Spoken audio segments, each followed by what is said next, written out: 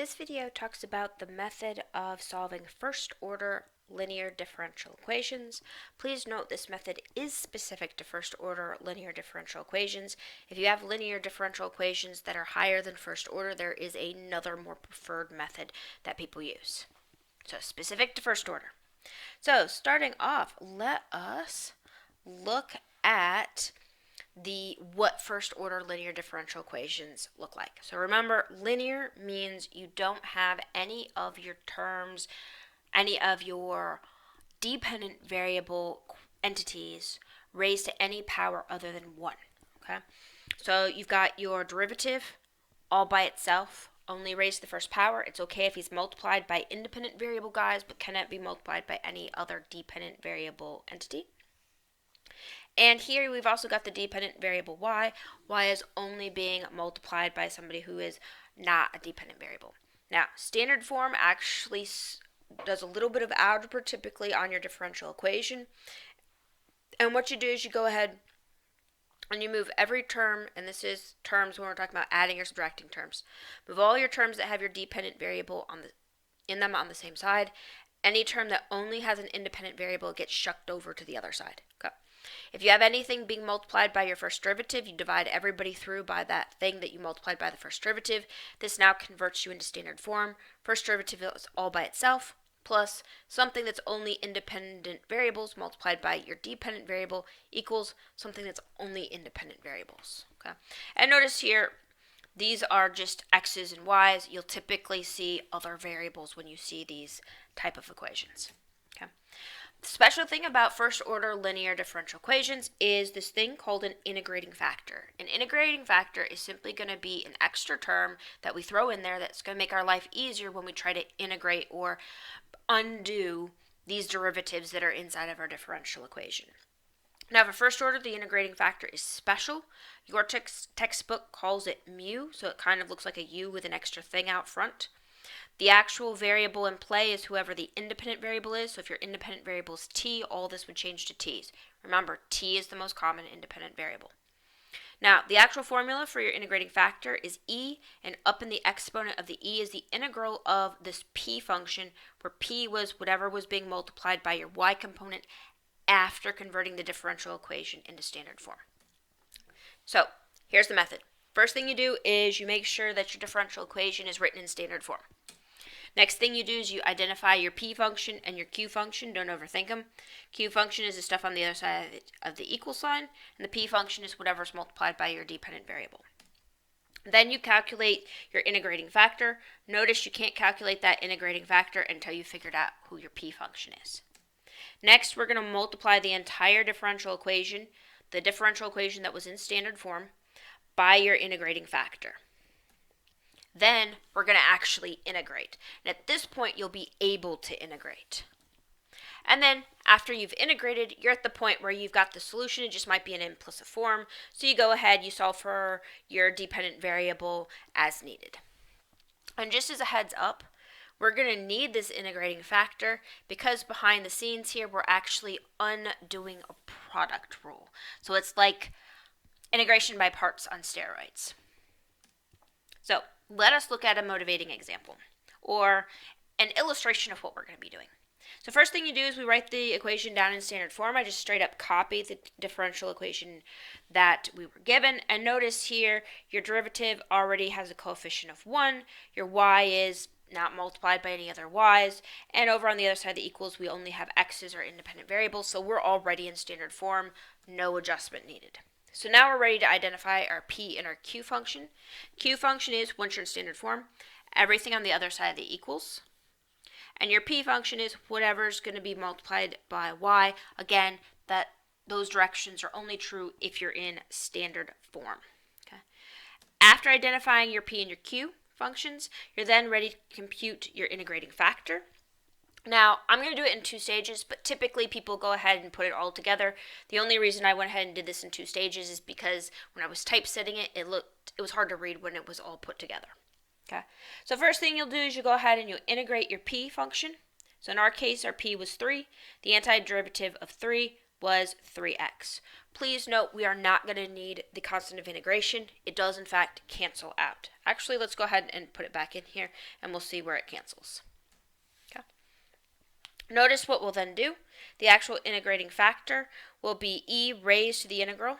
Our integral turned out to be 3x, so we'll have e raised to 3x, and if you wanted to put in that plus c, you totally could, and this would simplify to some constant, maybe a k, times e to the 3x.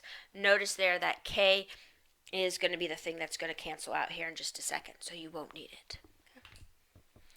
We're then going to take our integrating factor and we will multiply it completely through on our differential equation.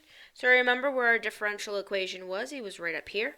So if we multiply through by e to the 3x, this will be what? You'll have e to the 3x times your first derivative, plus 3 times e to the 3x times y, and then 2x e to the negative 3x times e to the 3x. Those last two will cancel.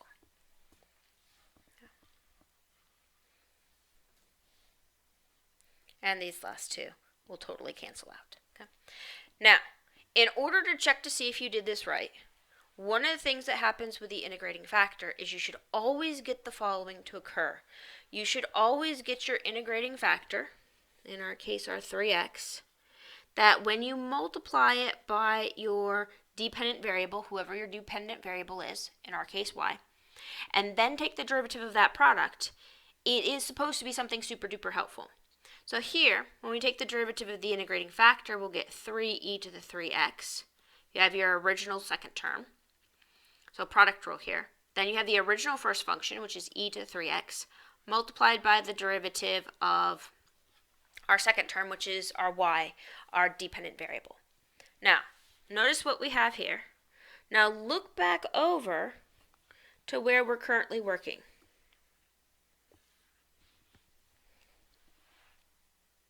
Notice what happens. This first side right here, yeah, it's written in the reverse order, but it's the exact same thing. That is something that will always, always, always, always, always happen if you calculated your integrating factor correctly. Okay? So notice what that means you can do. That means that this left-hand side right here, we are going to completely replace with the symbol derivative of integrating factor times dependent variable. Okay? Now, we already had the other side we saw cancel to 2x. So at this point, what are we going to do? At this point, we're going to go ahead and integrate both sides. Now, here's the great part.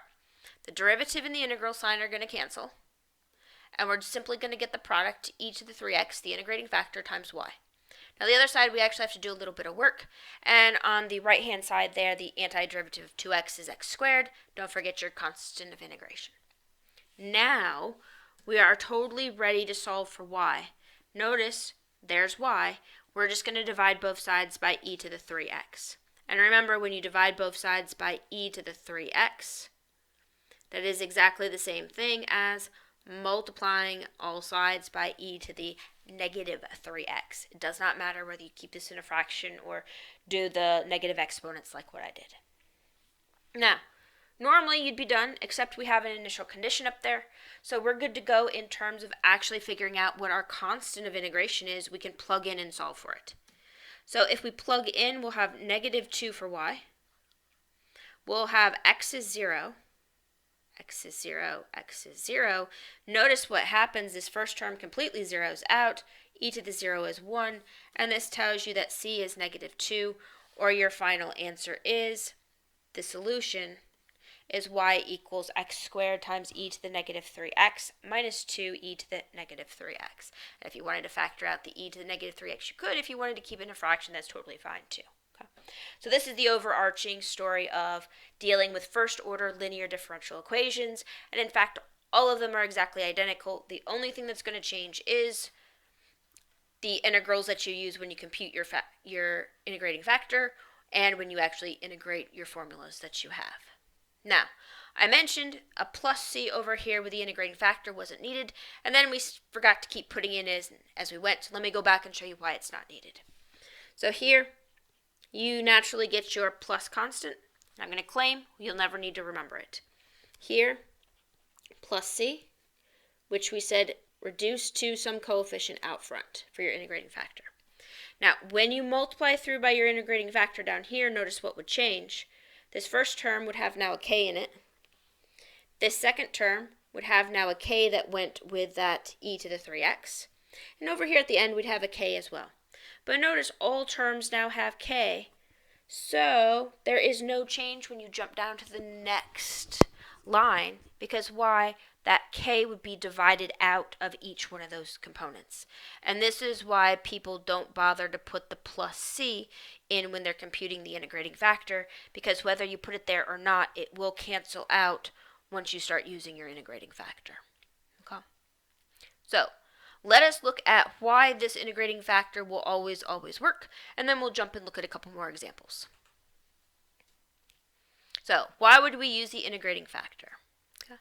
So first of all, to remember the formula, it's simply e raised to the integral of px dx. Px, remember, being the coefficient on the y term. Now, why we care is actually what happens when we look at the derivative. So if we look at the derivative of our integrating factor, we'll have the derivative of e raised to this integral of px. Well, what's the derivative of an e function? Well, it's the exact same e function, so still that nasty mess here with the integral up in the exponent. And then you'll multiply by the derivative of whatever the exponent is. But while this first bit stays the same, just the integrating factor, notice what this second bit is. The second bit has both an integral and a derivative, so the integral and the derivative will cancel out, and we'll simply end up with times p of x. So this can also be written as simply integrating factor times p of x. Now let's look to see why that's nice. Okay? If you take your original differential equation, and remember the original differential equation was the dy dx plus p of xy equals q of x, and you multiply every single one of these terms by mu. So notice we've got the new mu, the new mu, the new mu. Over here with the q times mu, nobody cares. That you just simplify and integrate at the end. Okay? But notice over here, we've got this mu times p part. That is exactly your derivative of mu. So notice what we have. We've got mu times the derivative of y, and then derivative of mu times y. That is, well, notice. If you take the derivative of mu times y, you apply the product rule, and you'll have the original function mu times the derivative of y, so derivative of y, plus the derivative of mu, remember this one here, was the derivative of mu, times y. This is exactly product rule. It's also exactly that guy right there. So that integrating factor literally allows you to have the pieces and parts that you need to undo a product rule. Now, could you actually try to do this by integration by parts, which also does a product rule? Yes, but your life will be miserable. Please don't do it that way. Okay? It is so much longer, it's not even funny. Okay? So this here, this trick of multiplying by mu and then automatically collapsing that left-hand side down to whatever your integrating factor mu is by whatever your dependent variable y is, that allows us to get through these type of differential equations relatively quickly, relatively easily. Okay? So let us look at a couple more examples. Now, the example that we had just a little bit ago was already in the correct standard form for your linear first-order differential equation. However, notice this second guy. This second guy isn't in that normal standard form. Why? Because the derivative right here is being multiplied by something. Your y right here is, well, that's fine. But there's this term 2x that doesn't have any dependent variable in it, and it's over here on the same side as everybody else. So this guy is not in standard form. Now, before we try to rewrite it in standard form, which you can totally do right now if you want to, but you wanted to go ahead and check to see if it's even linear, because why bother to try to rewrite this in standard form for a linear differential equation if it's not linear? Well, first of all, dependent variable is y because of the derivative right here. Your guy here, this derivative, is not being raised to any power, and he's only being multiplied by independent variables. So this first term is linear, pluses. Now this second term right here is 5x times y. The y, again, not raised to any power other than 1, only being multiplied by dependent variables. Okay, so that's still good. And then this term has no dependent variables in it whatsoever, so we're still good. So this guy is definitely a linear first order differential equation, which means it could be converted into that standard form. So in this particular case, our standard form, and let's go ahead and do it in this 2 steps. Our standard form, we're going to move the 2x to the other side, and we're going to divide everybody by x squared plus 1, which means we're going to get dy over dx plus 5x, I'm on purpose putting the y over to the side, equals 2x. Now, we divide by x squared plus 1, so that means we'll divide by x squared plus 1 on all of these other locations, and bam, that should be standard form. Okay. Now, second step is we identify our p and our q. Q is always the stuff on the other side of the equals, so that fractional mess right now, and p is whatever's being multiplied by y, so that other fractional mess. Now we're ready to go ahead and find our integrating factor, so our mu. So if we look at the integral of our p function, remember our p function is that 5x over x squared plus 1, notice this guy is actually really set up well for a u substitution or a substitution. So let's do that scratch work over here to the side. So our substitution, I picked u because that's normal. Whenever possible, you try to grab your substitution as the bottom of the fraction. So in this case, we grab our u to be x squared plus 1, which is the only real possibility here. We'll go ahead and we calculate du, which is the derivative, so 2x times dx. We plug in and we realize, oh wait, there's no 2 here, so I'll go ahead and move the 2 to the other side to be convenient for us. And this allows us to say that this integral is going to be, I'll move the 5 out front, so we'll have 5 over 2. This is going to be, what is that? Du over u, which tells us we're 5 over 2 natural log of u. Okay. And of course, we'll plug back in for u. So that means when we calculate our p, we're going to have 5 over 2 natural log of x squared plus 1 should be that, what's going to be in the top of the e for our integrating factor. Okay. Now, anytime you have a natural log and an e together, that means something can cancel. So let's go ahead and simplify this guy. So we have e raised to the 5/2 natural log of x squared plus 1, and here's how you simplify. So you've got e raised to the natural log of x squared plus 1. Log rules say if you have a coefficient, you can move it in as an exponent, so we've got 5 over 2. This then allows you to cancel the e in the log, and that's going to give you x squared plus 1 raised to the 5 over 2 power. That's it. There's nothing more. At this point, we've got our integrating factor. So we're ready to go ahead and multiply this integrating factor on all sides of our differential equation in standard form. Before we go and do that, though, let's do a little bit of scratch work to think about what we're going to get. And remember, when we multiply through by our integrating factor, we're supposed to, on this left-hand side over here, get the derivative of whatever our integrating factor is times whoever our dependent variable is. In other words, mu times y in our situation. We don't know what y is, so you've got to keep y as y, but we did just discover who the integrating factor is, so I'll go ahead and plug in our integrating factor, and then we'll use product rule. So product rule says take the derivative of the first. So derivative of the first would be 5 over 2, x squared plus 1. Now, subtract 1 from the exponent. If we subtract 1 from the exponent, over here to the side, we've got 5 over 2 minus 1. That's 5 over 2 minus 2 over 2, or 3 over 2. We still have y. Then we do the derivative again. No lies. Second half of the product rule.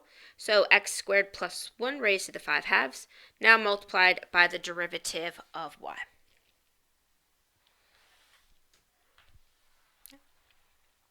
All right, so that's what we theoretically are going to get on the left-hand side. So let's actually now multiply our integrating factor by our differential equation. And remember, each one of these terms is going to be multiplied by this guy. So when we do this, we'll have the integrating factor multiplied by the derivative, integrating factor multiplied by the middle term, integrating factor multiplied by the last guy, and notice in these last two terms, we've got x squared plus 1, x squared plus 1, both top and bottom we're going to be able to cancel. On the bottom here, it's raised to the first power, which means when we cancel, we're going to subtract 1 from the exponent of 5 over 2. We just did that. It'll turn into 3 over 2. So this tells us that we're going to get who? We're going to get, actually let me just write it, this guy right here will turn into 2x, no fraction, x squared plus 1 raised to the 3 over 2. This guy right here will turn into 5x, x squared plus 1 raised to the 3 over 2 times y. Now notice what's up. This 5x times x squared plus 1 raised to the 3 halves times y, that is exactly the same thing as this first guy. And out here, the one we've been ignoring, which is derivative times the integrating factor, that's exactly the same thing as this second term right here. So notice we can collapse these first two expressions down to exactly what they equal. Well, this is the expanded form. Go backwards. They equal the derivative of our integrating factor and our dependent variable. So we get derivative of our integrating factor times our dependent variable equals the simplification we got from over here. So here's where we're currently at. Now, we're trying to solve for y. So what are we going to do? We're going to integrate both sides. Good news, the integral and the derivative will cancel. Bad news is we've got to actually take that integral right over there. So if we want to compute this integral, this looks like it's going to be a substitution. So we'll take a substitution, typically inside your parentheses. So there's our first guess of u being x squared plus 1.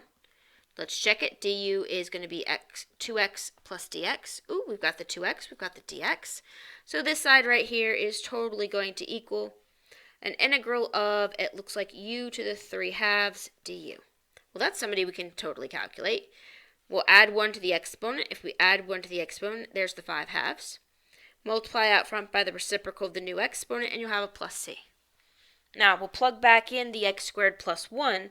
So on this right-hand side, we'll get 2 over 5 times x squared plus 1, whole quantity raised to the 5 halves power. Okay, so there's this. Don't forget the plus c. Now on the other side, the integral and the derivative canceled, so we simply have mu times, or integrating factor times dependent variable. At this point, we technically have the implicit solution, but for us, it's definitely going to be easier if we go ahead and solve for y. Notice we will divide all sides, all components terms by x squared plus 1 to that 5 halves power. Notice that will totally cancel with the other one that we have on the other side, but it will hang out with the plus c term. I went ahead and, just for convenience in typing, went ahead and wrote this guy with a negative 5 halves power, but you also could have had that term right there to be c over x squared plus 1 raised to the 5 halves power. Both of those totally fine. Last step, we'll go ahead and plug in our initial condition. Our initial condition here is x equals 0, y equals 1. So when we plug that guy in, we'll have y equals 1, 2/5 hangs out. X equals 0, this term right here will just turn out to be 1, and 1 times c is still c. So then we solve for c, subtract 2/5 from both sides, and we'll get c equals 5/5. Put it all together, and the final answer here is function y equals 2/5 plus 5/5 times mess, or x squared plus 1 raised to the negative 5 halves power. And that's it.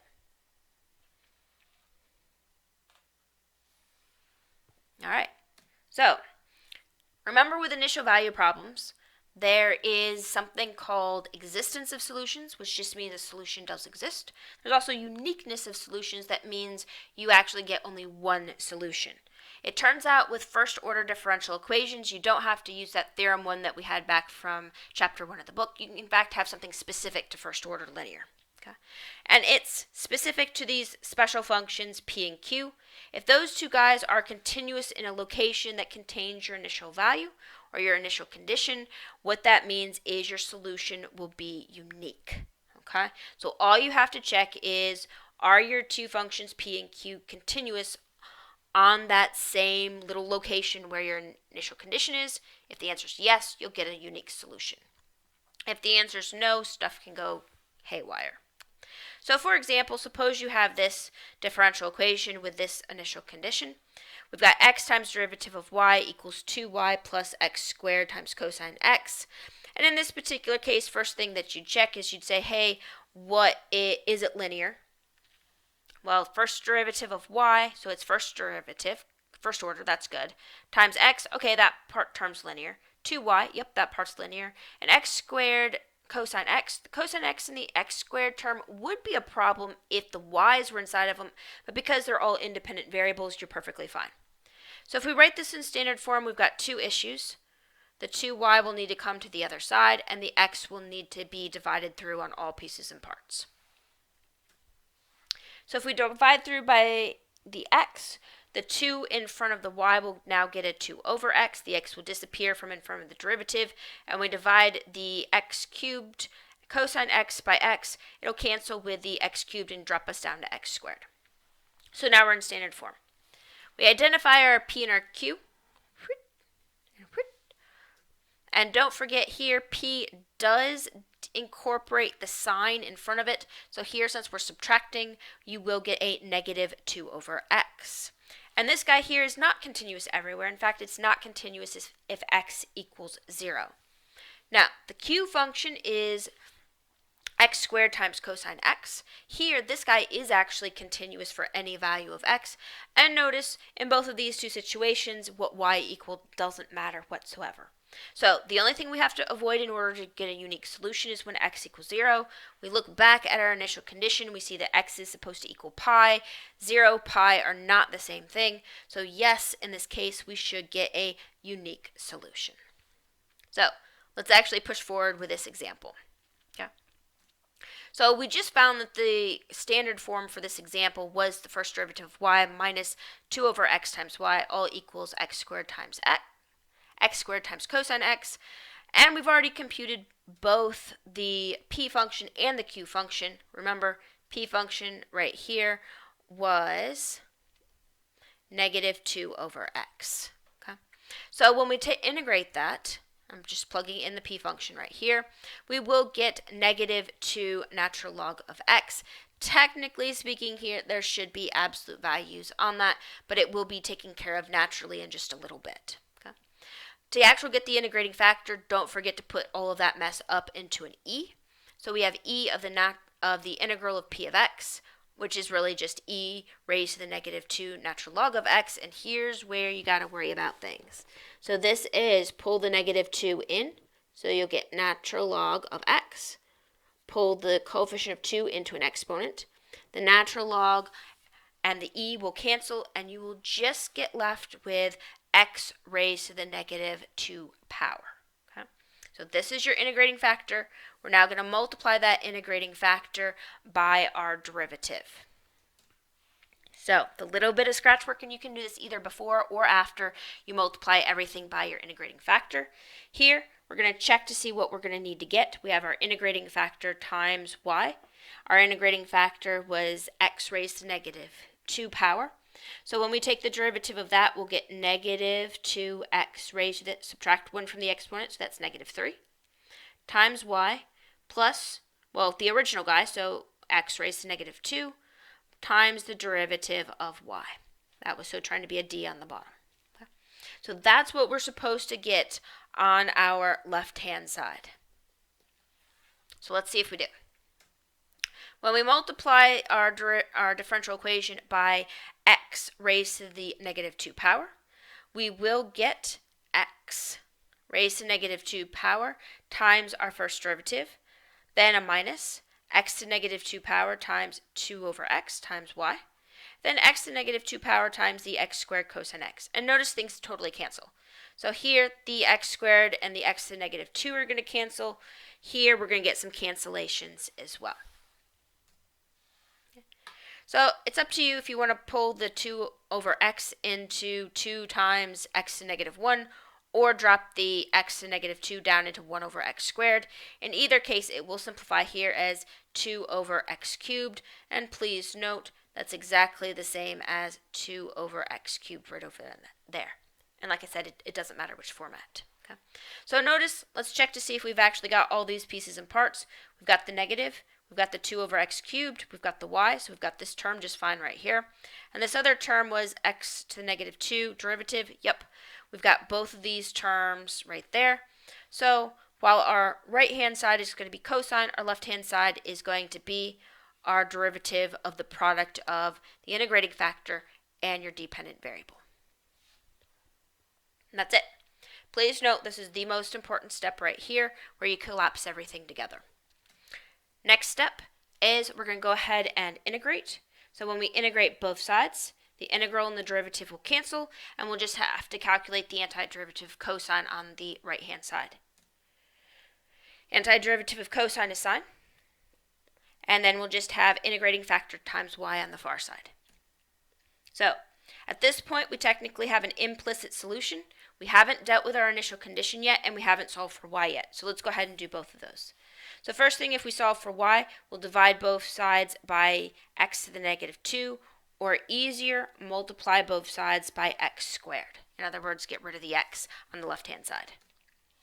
That'll leave you with y equals x squared times sine of x, and don't forget to multiply the x squared times your constant. That is probably one of the most common mistakes that people forget to do.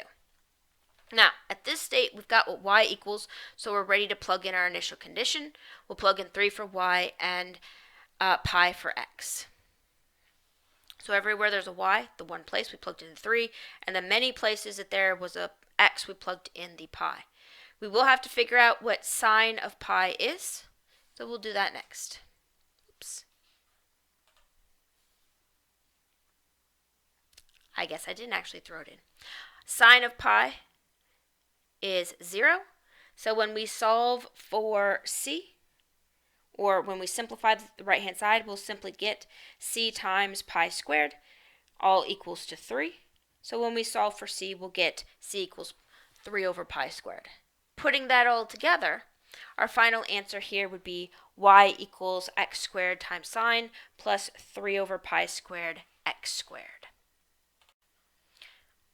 And that's the basics of first-order linear differential equations. If you'll notice from the several examples that we did tonight, the process is always identically the same. Get everything in standard form first, figure out what your integrating factor is, rearrange stuff with some algebra, integrate both sides, put it all together.